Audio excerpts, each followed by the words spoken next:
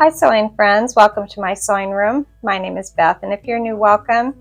Here's a quilt that I put together a little bit ago after someone gave me the pieces, and I sort of had to figure out how to put it together, and I'll leave a link to that video below. And now I'm going to get this quilt top sandwiched and made into a quilt. But the first thing I need to do is I need to piece a backing because I did not have enough fabric for the back of this quilt, so I'm laying out some large pieces of fabric that I think will work for the back of this quilt.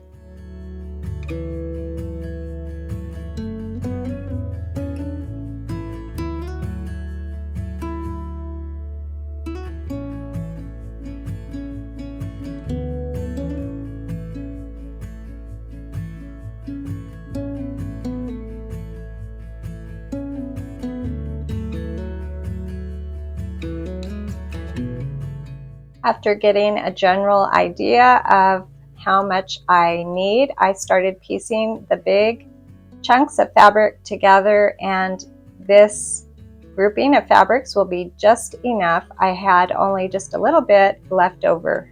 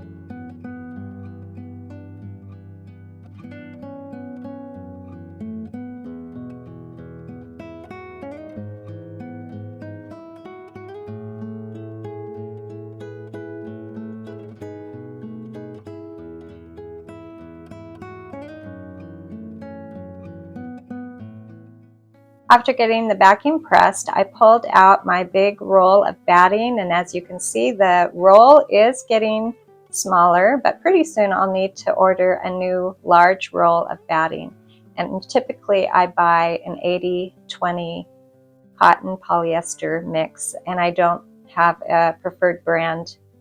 Just kind of shop around and see what's available when I need to buy it.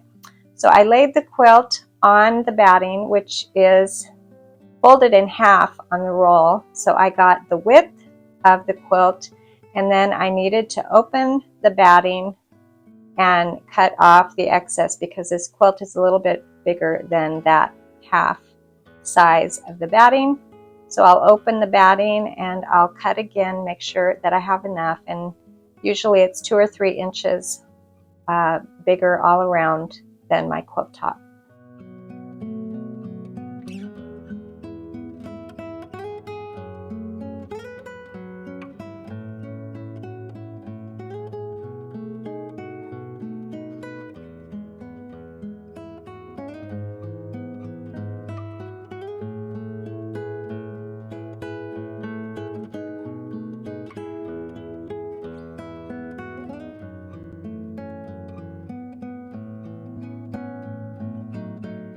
I took just the batting and the quilt top to my table, and I got everything centered, and I started by using the 505 spray that I usually use to put my quilt sandwich together. I spray the batting and then I smooth the quilt top on top of the batting.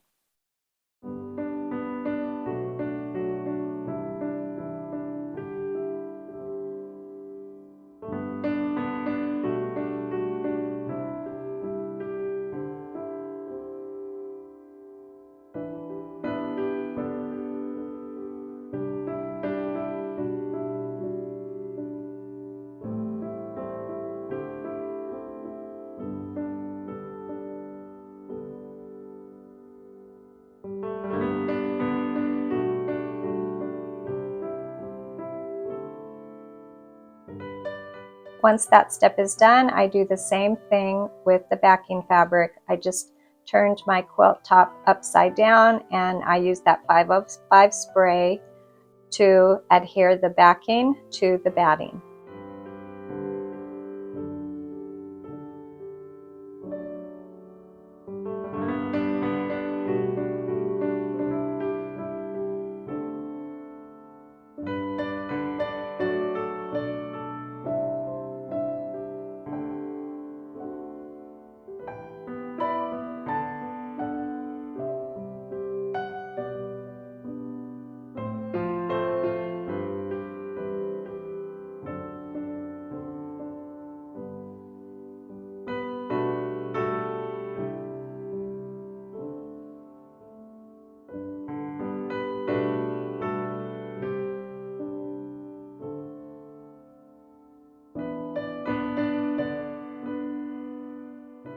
I took my quilt over to my sewing machine and I needed to switch out the foot. I have that all-purpose foot in there now, and I'll be adding a darning foot or quilting foot, and I will be putting the feed dogs down.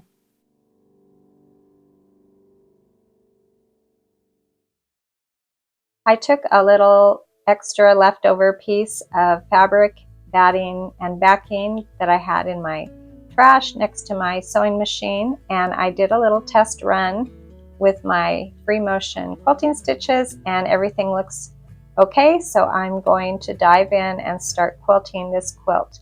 I have black thread on my machine on the top, and I have sort of a cream on the bottom, which I really don't recommend having two different colors, because if your tension is not perfect, then one of them shows up on the other side. This quilt, I don't think I'm going to have too much trouble.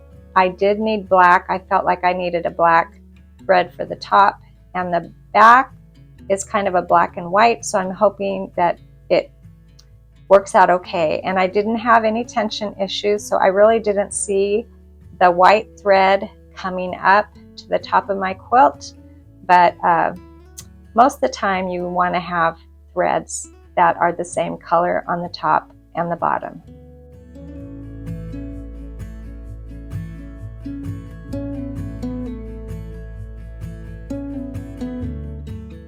I can barely see my quilting lines with this black fabric and the black thread, so I'm not doing anything fancy for quilting lines. I'm just doing my typical, I call it loop-de-loop, just kind of swirling around and doing wavy lines, trying to just work all around this black square. And I have 9 black squares in this quilt, so I will do this 9 times with the black thread.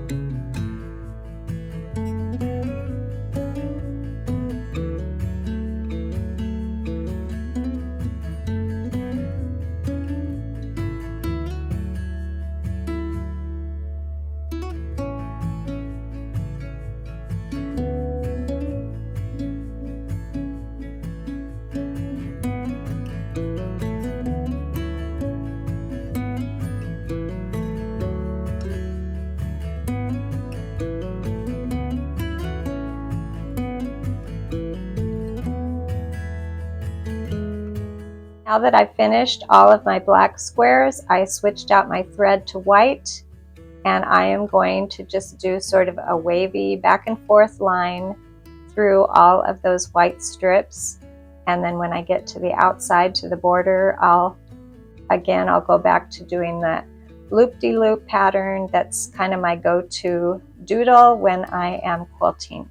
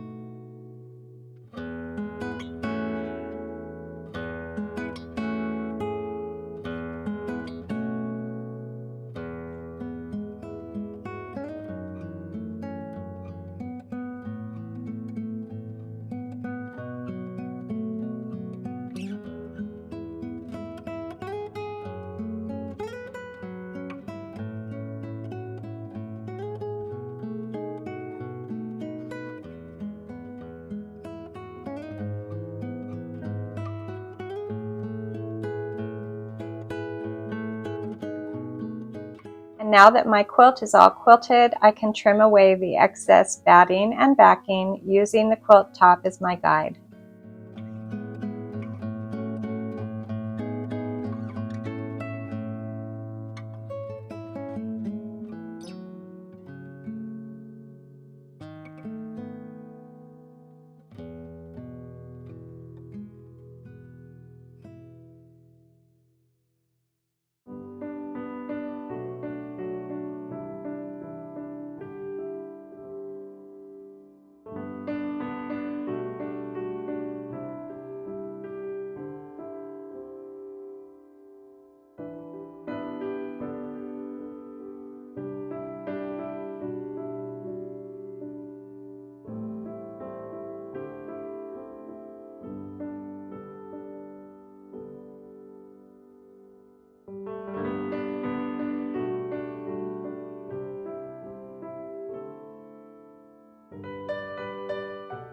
I chose this simple red print for the binding on my quilt. It's a pretty large piece, and I'm going to trim away that side there, that raw edge, and get that nice and straight, and then I will be cutting my strips 2.5 inches wide.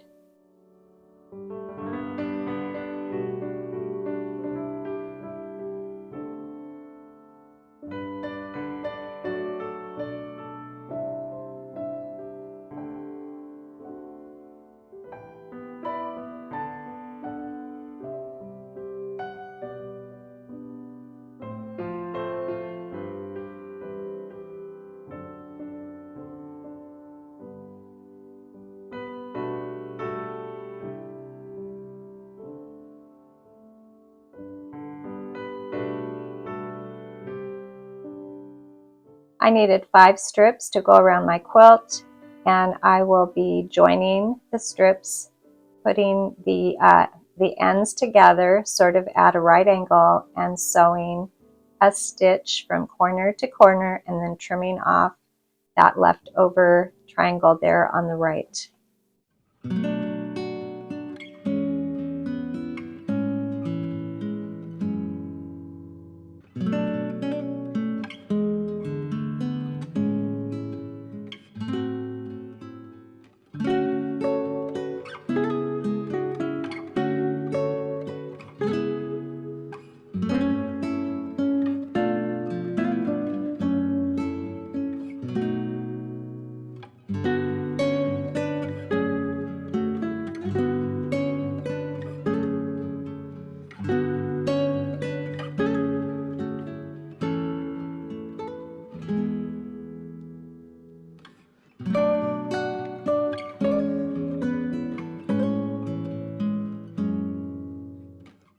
I'll press my long strip of binding here in half, and then I will be attaching the binding for this quilt to the back of the quilt and then rolling it to the front and then top stitching all the way around.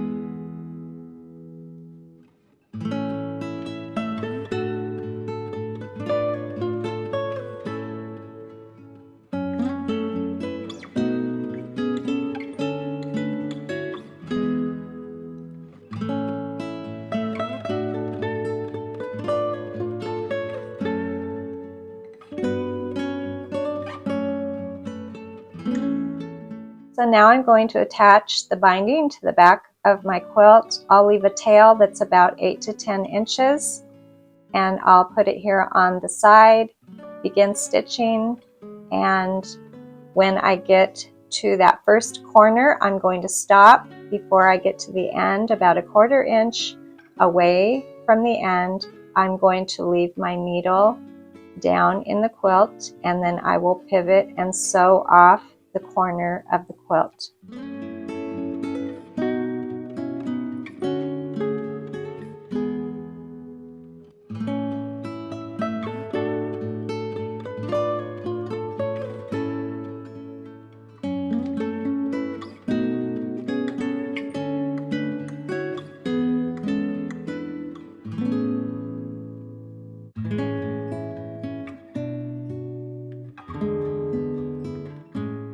Here's where I stopped. I'll turn my quilt just a tiny bit and then sew off of the corner. And I have just a tiny stitch, diagonal stitch there. Then I'll take the binding and fold it straight up and then straight down. And then I'll start sewing right there on the top, right through that top fold. And I'll do the same on every corner of this quilt.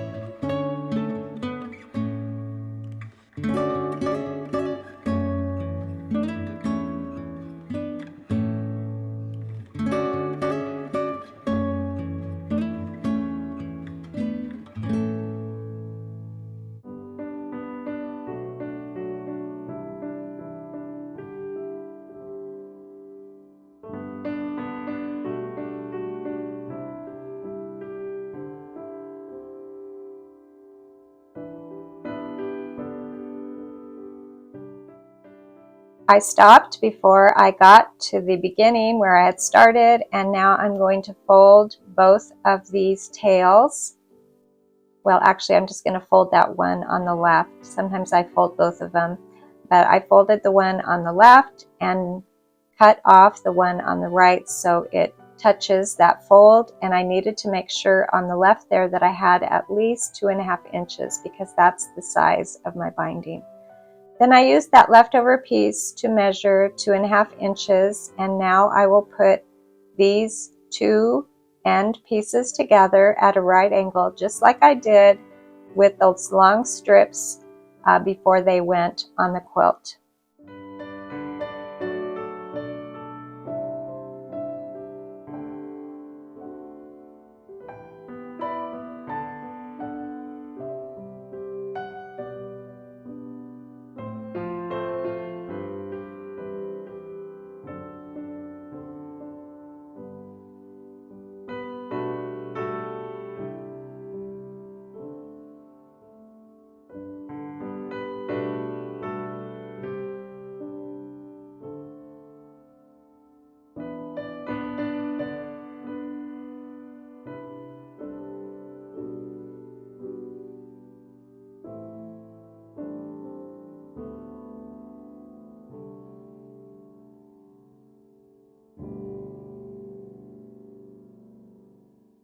You could mark this diagonal line from corner to corner on the binding here.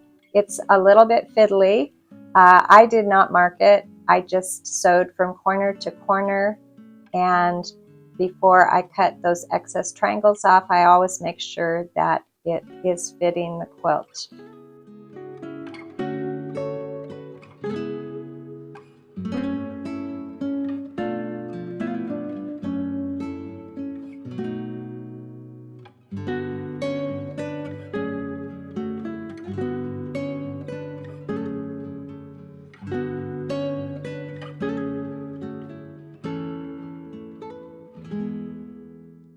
I pinned that area down, and now I'm going to finish sewing the binding on, and once I have this opening sewn up, I will have completed putting the binding on the back. And this is called a continuous binding because you have a hard time figuring out where the beginning and where the end is on this one.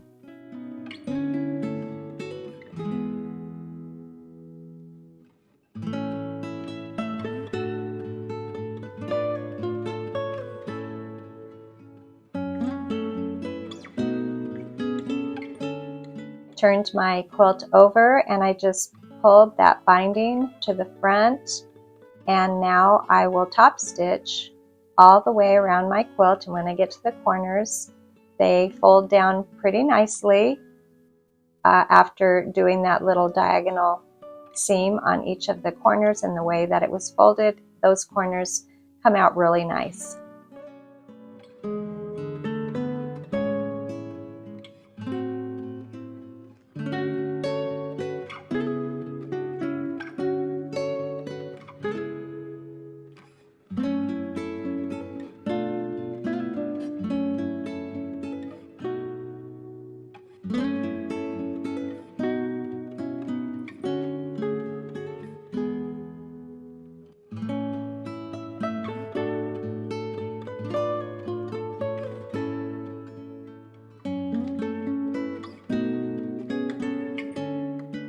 So here is the finished quilt. I think it came out really beautiful. Now this was a hand-me-down unfinished quilt that I put together, and now it's a quilt that can be enjoyed. It's about 50 inches by 50 inches, and I really enjoyed getting this one to the finish line.